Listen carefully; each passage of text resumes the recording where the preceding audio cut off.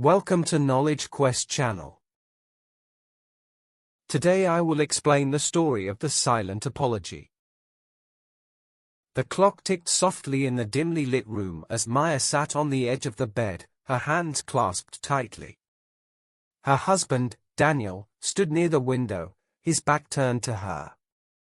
The tension between them was thick, the air heavy with words left unsaid.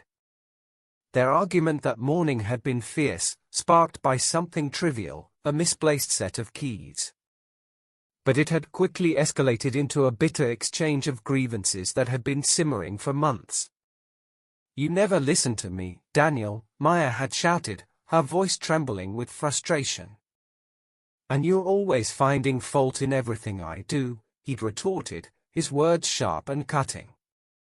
Now, as the sun dipped below the horizon, the house was silent except for the occasional creak of the floorboards.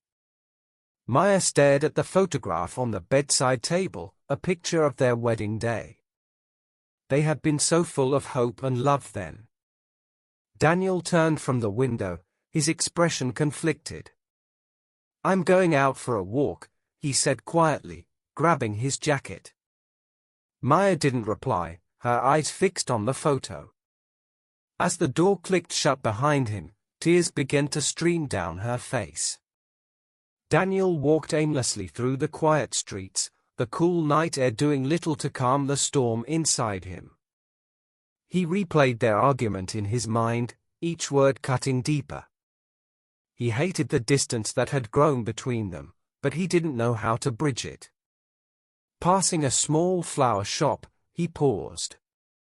The shop was closed, but the sight of the blooms reminded him of the times he'd surprised Maya with her favorite lilies. He hadn't done that in years. Meanwhile, back at home, Maya wandered into the kitchen. She noticed the half-empty coffee mug Daniel had left that morning and sighed. She remembered the small gestures he used to make, the way he'd always brew her coffee first, the notes he'd leave on the fridge. Those gestures had disappeared, but she realized her own had, too. When Daniel returned, a small bouquet of lilies in hand, he hesitated at the door. He didn't have the words to apologize, but he hoped the flowers would speak for him. Maya heard the door open and turned to see him standing there, looking uncertain. Her gaze fell on the flowers, and a lump formed in her throat. "You remembered," she said softly, her voice breaking. He stepped closer, holding out the bouquet. "I didn't know what else to do," he admitted. "I'm sorry, Maya. For not listening, for letting things get this bad." She took the flowers, her hands trembling. "I'm sorry too, Daniel. For not appreciating you, for holding on to things instead of talking about them." They stood there for a moment, the weight of their unspoken words lifting as their eyes met. Daniel reached for her hand. "Can we start over?" Maya nodded, a tear slipping down her cheek. "I'd like that." They spent the evening together, talking, laughing, and sharing the fears and frustrations they'd been bottling up. As the night wore on, they realized how much they had missed each other, how much they still loved one another. The lilies sat in a vase on the kitchen table, a silent reminder of their renewed commitment to each other.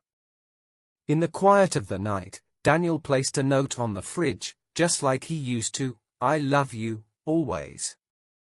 When Maya found it the next morning, she smiled, her heart full. They had weathered another storm, and this time, they had come out stronger. Sometimes, love doesn't need grand gestures or perfect words. Sometimes, it just needs a silent apology and the willingness to try again.